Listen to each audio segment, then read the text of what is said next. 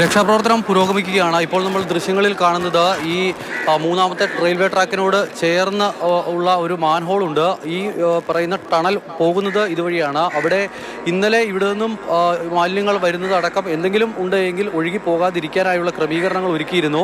ഇവിടെ ഒരു ഷട്ടർ പോലെ ഒരു സംവിധാനം ഉപയോഗിച്ച്, ഒരു ഗ്രില്ല് പോലെ ഒരു സംവിധാനം ഉപയോഗിച്ച് ഇവിടെ തടഞ്ഞിരുന്നു.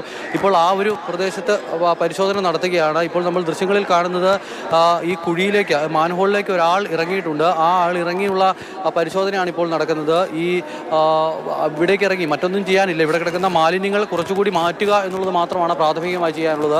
ആ മാലിന്യങ്ങൾ മാറ്റിയ ശേഷം ഈ വെള്ളത്തിന് ഒഴുക്കുണ്ട്. അപ്പോൾ സ്വാഭാവികമായും ഈ നമ്മൾ തമ്പാനൂർ ഭാഗത്ത് കണ്ട അവിടെ കെട്ടിക്കിടക്കുന്ന മാലിന്യങ്ങളുണ്ട്, അത് ടണലിനകത്ത് കിടക്കുന്ന മാലിന്യങ്ങൾ, അത് ഇവിടേക്ക് ഒഴുകിപ്പോകും എന്നുള്ളതാണ് നമ്മൾ പ്രതീക്ഷിക്കുന്നത്. അങ്ങനെ വന്നിട്ടുണ്ടെങ്കിൽ അവിടെ എവിടെയെങ്കിലും കുടുങ്ങിക്കിടക്കുകയാണ് എങ്കിൽ ഒരുപക്ഷെ ഇവിടേക്ക് ഒഴുകിയെത്താനുള്ള ഒരു സാധ്യതയുണ്ട് എന്നിവർ പ്രതീക്ഷിക്കുന്നു. അതിൻ്റെ അടിസ്ഥാനത്തിലാണ് ഇവിടെ ഇപ്പോൾ പരിശോധന നടത്തുന്നത്. നേരത്തെ ഇവിടെ ഇറങ്ങിയുള്ള പരിശോധന ഉണ്ടാകില്ല എന്നായിരുന്നു നഗരസഭാ സെക്രട്ടറി നമ്മളോട് പറഞ്ഞിരുന്നത്. എങ്കിൽ ഇപ്പോൾ രണ്ട് ഭാഗത്തും സമാന്തരമായുള്ള പ്രവർത്തനം രണ്ട് സൈഡിൽ നടക്കുന്നു. ഇവിടെ ഈ മൂന്നാമത്തെ പ്ലാറ്റ്ഫോമിൻ്റെ അവിടെയാണ് നമ്മളിപ്പോൾ നിൽക്കുന്നത്.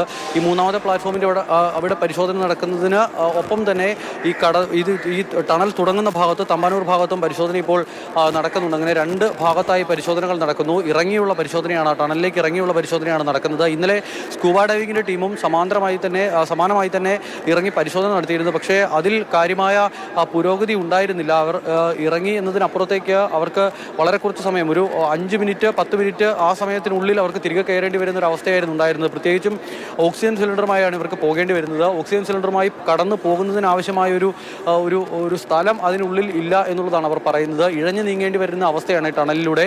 അത്രയ്ക്കുണ്ട് മാലിന്യം. അപ്പോൾ ആ ഒരു പ്രതിസന്ധി അവർ നേരിടുന്നുണ്ട്.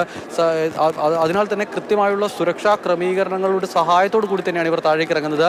ഓക്സിജൻ സിലിണ്ടർ അടക്കം കൊണ്ടുപോകുന്നുണ്ട്. മാത്രമല്ല, എന്തെങ്കിലും തരത്തിലൊരു ബുദ്ധിമുട്ട് ഇതിനുള്ളിലേക്ക് ഇറങ്ങുന്ന ഉദ്യോഗസ്ഥരുണ്ടായിട്ടുണ്ടെങ്കിൽ അവരെ കൃത്യമായി തിരികെ എത്തിക്കുന്നതിനാവശ്യമായ എല്ലാ സജ്ജീകരണങ്ങളും ഒരുക്കി തന്നെയാണ് അവരെ ഇപ്പോൾ ഈ ടണലിനുള്ളിലേക്ക് പ്രവേശിപ്പിക്കാൻ ഒരുങ്ങുന്നത്. അല്പസമയത്തിനകം തന്നെ ഒരാൾ ഇതിനോടകം തന്നെ അകത്തേക്ക് ഇറങ്ങിയിട്ടുണ്ട്. ഇനി ഇപ്പോൾ മറ്റ് 2 പേർ കൂടി അതിനുള്ളിലേക്ക് ഇറങ്ങുന്നു എന്നുള്ളതാണ് നമ്മൾ മനസ്സിലാക്കുന്നത്.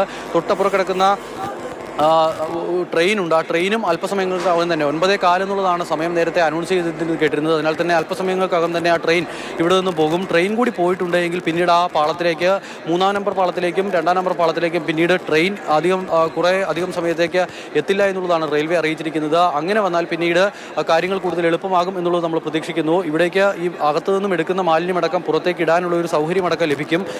അങ്ങനെ വന്നിട്ടുണ്ടെങ്കിൽ അത് ഈ രക്ഷാപ്രവർത്തനത്തിന് കൂടുതൽ സഹായമാകും എന്നുള്ളതാണ് പ്രതീക്ഷിക്കുന്നത്. അക്ഷയ, അമൽ, ഇപ്പോൾ ഒരു ഉദ്യോഗസ്ഥൻ നേരത്തെ അതിനുള്ളിലേക്ക് ഇറങ്ങി നിൽക്കുന്നത് നമ്മൾ കണ്ടു. അദ്ദേഹം ഇറങ്ങിയിട്ടുണ്ട്. ഇപ്പോൾ 2ാമത്തെ ഉദ്യോഗസ്ഥൻ കൂടി ഇതിനുള്ളിലേക്ക് ഓക്സിജൻ സിലിണ്ടറുമൊക്കെ ആയിട്ട് ഇറങ്ങി പോകുന്നുണ്ട്. അങ്ങനെ 3 പേർക്ക് ഇറങ്ങി പോകാനാവുന്നത് നേരത്തെ തന്നെ നമ്മൾ സൂചിപ്പിച്ചിരുന്നു. സ്ക്യൂബ ഡൈവിംഗ് ടീം പോയപ്പോൾ അവിടെ ഭയങ്കര ഇടുങ്ങിയിട്ടുള്ള സ്ഥലപരിമിതിയുടെ പ്രശ്നം, ഒപ്പം തന്നെ ദുർഗന്ധം, മറ്റ് വിഷവാതകങ്ങളൊക്കെ അതിനുള്ളിൽ ഉണ്ടാകാനുള്ള ഒരു സാധ്യത, അങ്ങനെ ഒരുപാട് പ്രശ്നങ്ങളുണ്ടല്ലോ. അപ്പോൾ അതൊക്കെ നോക്കിയിട്ടായിരിക്കും ഇവർ ഇറങ്ങുക. എങ്കിൽ പോലും അത് എത്രത്തോളം ദുഷ്കരമാണ്, എത്രത്തോളം വെല്ലുവിളി നിറഞ്ഞ ഒരു ദൗത്യമാണ് ഇവർ ചെയ്യുന്നത്. ഒരു പക്ഷേ നമ്മൾ ഇങ്ങനൊന്നും നമ്മുടെ നാട്ടിൽ ഇത്തരത്തിൽ ഉള്ളൊരു രക്ഷാപ്രവർത്തനം നമ്മൾ കണ്ടിട്ടില്ല.